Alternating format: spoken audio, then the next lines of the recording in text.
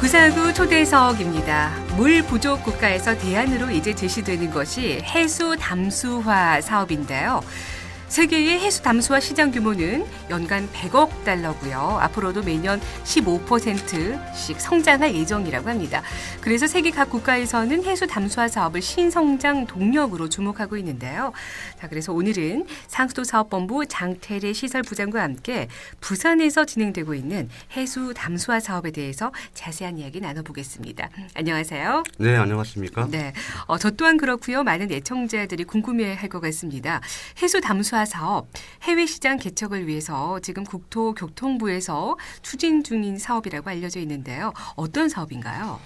네, 그 해수 담수화는 역삼투압 원리를 이용해서 바닷물에 있는 염분을 제거한 후에 시민들이 음용할 수 있는 수돗물로 만드는 기술입니다. 그 기장 해수 담수화 시설은 국비 823억 원 등 총 1,954억 원의 사업비가 들어가는데요. 하루에 4만 5천 톤의 수돗물을 공급하는 시설이고 2014년 12월에 완공된 바가 있습니다. 현재 기장읍 대변리에 위치하고 있습니다. 네. 그리고 이제 본 사업은 정부의 공모 사업으로 추진되었거든요. 정부에서는 물 부족 시대에 대비해서 가장 현실적인 대안이 해수 담수화 사업이고 앞으로도 해수 담수화 사업의 세계 시장은 매우 이제 커질 것으로 전망을 하고 있습니다. 작년만 해도 세계 담수화 시장은 약 100억 달러, 한화로 한 12조 원 정도 되거든요. 그래서 이제 국토교통부에서는 2006년도에 해외 시장 경쟁력 확보를 위한 10가지 국책 사업을 선정한 바 있는데요. 그중 해수 담수화 사업을 탑 과제로 선정을 해서 지자체를 대상으로 유치 공모를 했고 우리 시가 단독으로 응모를 해서 유치하게 되었습니다. 네. 일부 주민들은 이 해수 담수화 시설이 처음부터 공업용수로 계획됐었다. 이런 이야기도 일부 하더라고요. 여기에 대해서 설명을 좀 해주신다면은요. 그건 전혀 사실이 아닙니다. 이제 공업용수로 활용하기 위해서는 무엇보다 이제 필요한 물량이 있어야 하지 않겠습니까? 그런데 이제 담수화물이 공급되는 송정과 기장, 또 일광, 장안읍에는 한 8개 정도의 산업단지가 있는데 거기에 필요한 공업용수는 하루 1만 5천 톤이면 충분하거든요. 그런데 해수 담수화 시설은 시설 용량이 4만 5천 톤인데 상식적으로 생각해도 그런 계획은 불가능하고요. 우리 시에서는 2008년도에 그 유치 제한 당시부터 일관되게 생활용수로 공급한다는 계획을 가지고 본 사업을 추진하였습니다.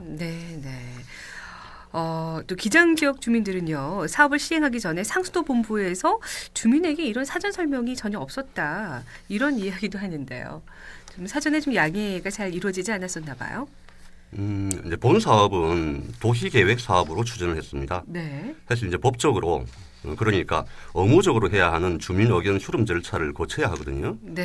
사업 시행 전인 2009년도에 저희들이 이제 각 2번씩 지역신문에 공람 공고를 했고 또 시의회 의원들을 대상으로 의견 청취도 한 바가 있습니다.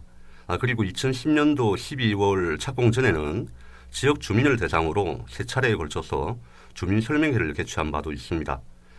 그리고 유치 제한 당시에 2008년부터 공사가 착공한 2011년 2월까지 약 한 2년 8개월간 TV와 각 일간지에서 30여 차례 이상 또 집중 보도도 있었습니다.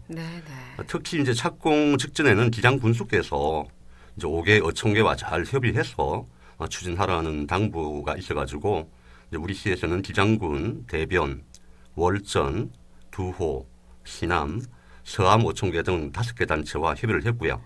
또 의견 수렴 과정에서 제시된 지역 주민의 요구 사항도 사업에 반영하여 추진 중에 있다는 것을 말씀을 드립니다. 그렇다면 주민 의견 수렴 과정에서는 주민들의 어떤 의견이 제시가 됐는지 궁금하네요. 먼저 주민들께서 축구장 설치와 또 마을 발전을 위한 해물 판매장 건립 공사비 지원 요청이 있었습니다. 그래서 이제 우리 시에서는 기장 봉대산의 배수지 상부에 이제 축구장을 건립 중에 있고요. 금년 5월에 완공 예정입니다. 그리고 대변마을 어촌계를 위한 해물 판매장 건립 공사에 필요한 사업비 7억 원을 제공하여 지난해 공사가 완료되었습니다. 네. 그런데 해수 담수에 대해서 반대하는 입장도 있거든요. 그 입장에서는 지금 주민투표를 주장하고 있는데요. 먼저 주민투표가 법적으로 가능한지 궁금하나요? 네, 지난해 이제 12월 초로 알고 있는데요.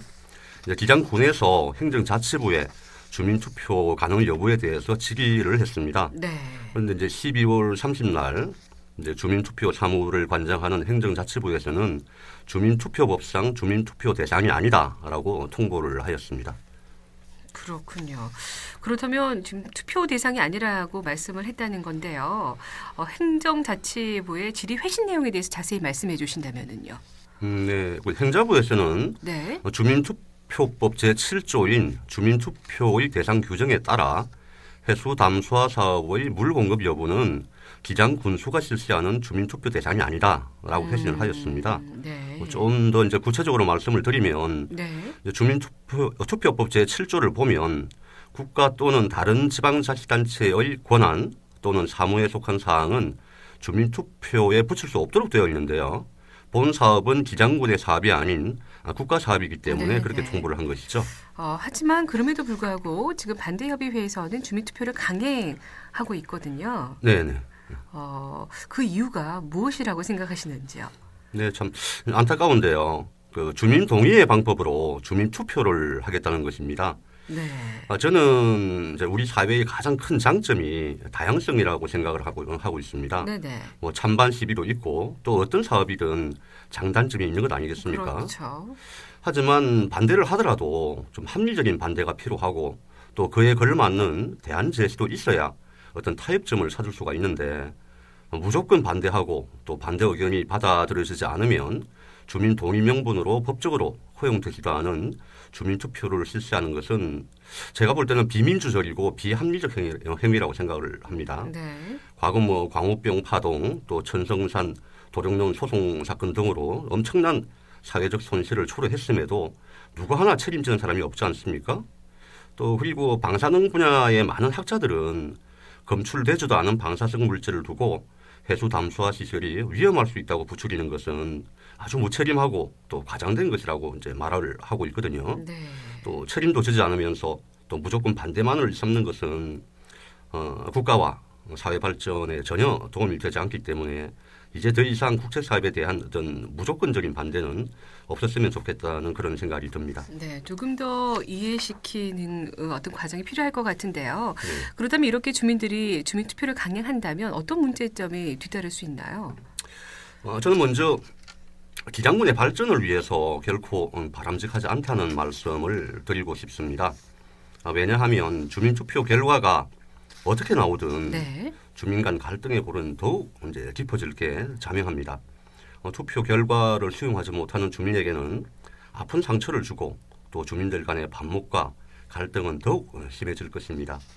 그리고 이제 주민투표로 인해서 기장군이 전국적 이슈로 이제 부각이 되면 기장의 어떤 청정바다의 이미지가 크게 훼손이 되고 경제, 사회, 문화 등 다방면에 매우 부정적인 영향을 미치게 됩니다. 그 어촌계에 이제 종사하시는 분들의 의견을 들어보면 네. 기장 앞바다에서 잡은 성게의 경우 95%를 일본에 수출하고 있다고 합니다. 네네. 방사능에 아주 민감한 일본에서도 기장 앞바다에서 생산되는 수산물은 안전하다고 믿고 있는데 우리 국민들이 이를 의심하면 국익에 무슨 도움이 되겠습니까? 그리고 주민투표가 법적 효력이 없다는 것을 잘 알고 있으면서도 주민투표를 강행하는 것은 아무런 의미가 없다고 저는 생각을 합니다. 네. 법적 효력이 없는 주민투표를 위해서 막대한 비용과 또 시간을 써가면서 투표를 할 이유가 없다고 저는 생각하고 있습니다. 일부 주민들은 물 선택권을 지금 주장하고 있습니다. 매일 먹는 물을 주민들이 이제 선택할 수 있어야 한다는 이야기인데요. 네. 부산시 입장은 어떤가요? 수돗물은 아주 대표적인 공공재입니다. 네. 먹는 사람의 어떤 기호에 따라서 뭐 연한 맛의 수돗물을 공급하거나 또 잘 사는 집은 이 물을 주고 네. 또 못 사는 집은 뭐 다른 물을 주고 하는 그런 선택적 공공재가 아니라는 것을 이해를 해 주셔야 합니다. 그것은 비단 우리 부산만 가지고 있는 특수성이 아니고 전 세계가 공통적으로 가지고 있는 수돗물의 보편적 공급 원칙입니다.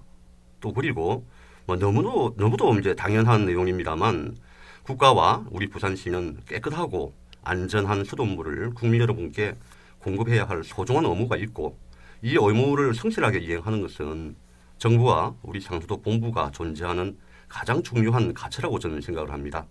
하물며 국가와 우리 시가 먹으면 위험할 수도 있다는 물을 공급하는 것은 한마디로 있을 수가 없는 일이죠. 네. 알겠습니다. 지금 기장 주민들 현재 찬성과 반대 입장으로 나뉘어져 있는데요. 이를 해결하기 위한 어떤 해결 방안이 필요할 것 같은데요.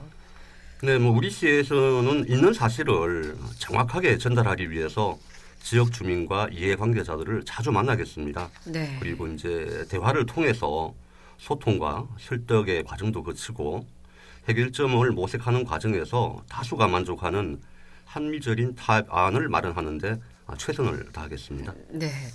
자, 그렇다면 끝으로 우리 기장 지역 주민과 시민에게 하고 싶은 말씀이 있으실 것 같습니다. 네네. 오늘 이 기회를 통해서 말씀하신다면요. 네.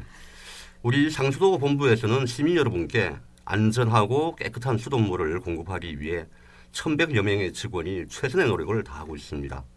그동안 해수 담수화 시설과 관련하여 물을 공급받는 지역의 일부 주민들께서는 방사성 물질에 대한 걱정을 하고 계십니다만 2004년 12월부터 최근까지 총 118회에 걸쳐서 미국 국제위생재단 등 가장 권위 있고 또 전문성 있는 5개 기관에서 수질 분석을 한 결과 방사성 물질은 한 번도 검출되지 않았으며 수질 기준에도 모두 적합한 것으로 나왔습니다.